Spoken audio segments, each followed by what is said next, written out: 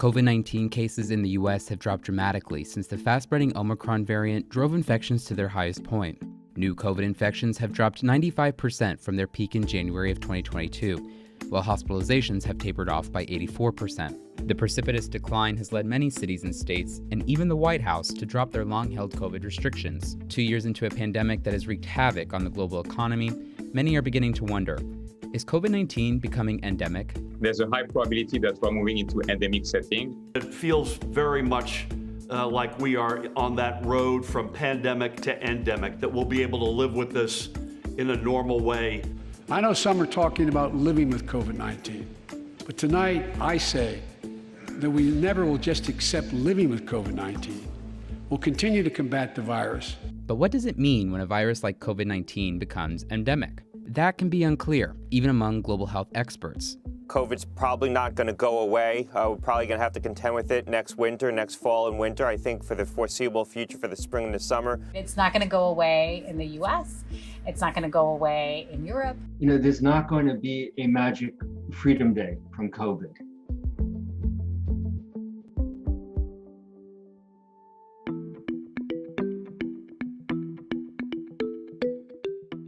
So a pandemic is when you have an epidemic spread of a disease across large regions in the world, such as what we're experiencing now with Omicron. That's affecting large numbers of people and causing not only large numbers of infections and cases, but what we care about is hospitalizations and deaths. An endemic disease is where you have a stable number of people over time that are being infected. So you have continuous transmission, and you may have peaks and valleys of that. Endemic does not mean good. It's not like, oh great, it's endemic. We've got a lot of endemic diseases. I think the one that really springs to mind easily is malaria. It kills millions of people every year. What endemic means is you've got that disease in your community, in your region, continually. According to the Centers for Disease Control and Prevention, an endemic is characterized by the constant presence or the unusual prevalence of a disease or infectious agent in a population within a geographic area. Other endemic diseases include HIV and tuberculosis, but categorizing viruses as endemic can be murky, like when it comes to influenza. The one issue that comes up is that not all endemic disease is the same. You could have high-grade endemic, high endemic transmission. You could have mid-endemic transmission and low endemic transmission. A good example of high endemic transmission is influenza. Endemic, to me, again, means different things. I think about viruses or pathogens that are endemic to certain regions, meaning that they're specifically localized in certain places. Flu, to me, is not endemic. Because you find it globally, right? It's all over the world. The World Health Organization rocked the globe when it first classified COVID-19 as a pandemic. Technically, the Global Health Organization doesn't have the authority to declare pandemics, and the same is true for when COVID-19 becomes endemic. We do not declare a pandemic. There was a short period in the history of international public health where pandemics were declared, and that was for influenza. And that whole mechanism ceased back in 2019, quite quietly. We have another mechanism that was agreed by all countries called the Declaration of a Public Health Emergency of International Concern. And an expert committee is brought together, people who are expert in not just the virus, but in all the other sort of issues around it.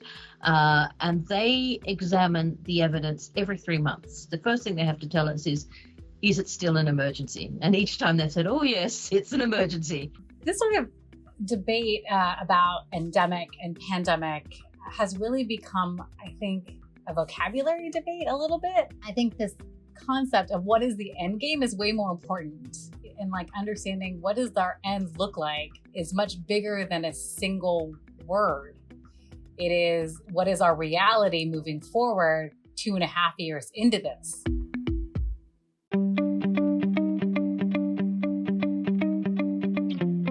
I think there are two issues that really decide what that transition from pandemic to endemic will be. The first is that part of the answer is in our hands, and that's going to be how well we are disseminating public health interventions, and particularly vaccinations throughout the world.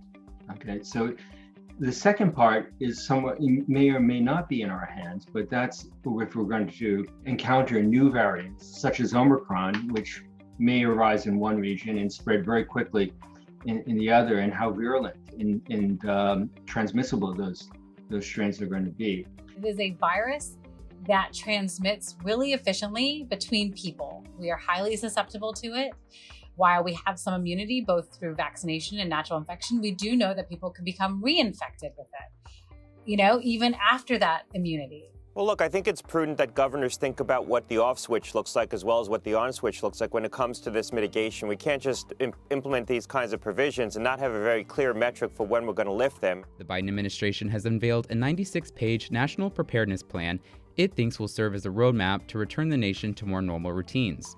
The plan outlines 4 priorities: protect against and treat COVID-19, prepare for new variants, prevent economic and education shutdowns, and continue to vaccinate the world. The plan comes just days after the CDC released its own updated masking guidance, which suggests that a majority of Americans could stop wearing masks depending on their county. But several U.S. states have already started to forge their own paths out of the pandemic. I can't promise a new variant won't come, but I can promise you we'll do everything within our power to be ready if it does.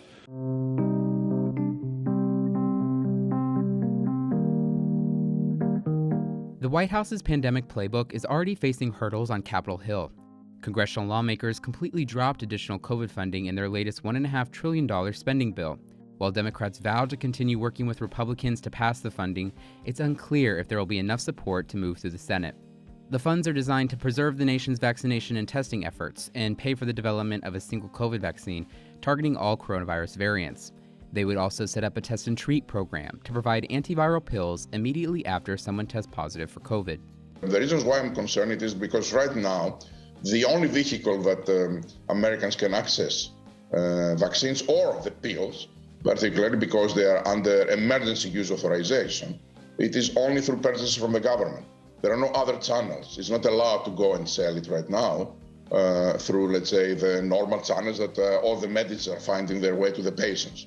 So if the government doesn't have money, nobody can get the vaccine. So it's a concern. The administration also plans to use the funds to invest in vaccination programs globally, an effort that experts say is critical when it comes to exiting the pandemic. For most of last year, we were just screaming, just begging for vaccines that we'd booked up, that we had the money to pay for, but we couldn't get them because the bigger elephants in the room had got there first. So equity hasn't been great, but is improving. And we at WHO are really hoping that 2022 is the year the world truly comes together, understands that equity isn't just a lovely idea, it's something that will save all our lives. We will not get out of the COVID pandemic unless we really leave no one behind in all parts of the world. The example of Omicron is an excellent one. Within 1 month of this variant being identified in South Africa, it spread throughout the world. We're going to have to come up with a solution that's not just for the United States, or not just for the state of Connecticut, or not just for Europe. It's going to have to be for the entire world.